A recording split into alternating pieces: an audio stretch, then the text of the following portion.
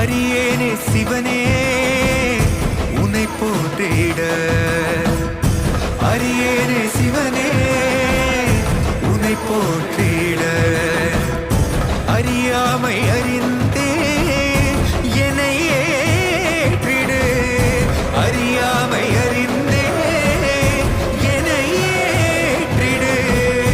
உன்னுள்ளே என்றும் வாழ்பவனை, மாயத்தின் வாயில் வீழ்பவனை நீயே காப்பாற்று, என்னை ஆளும் சிவனே.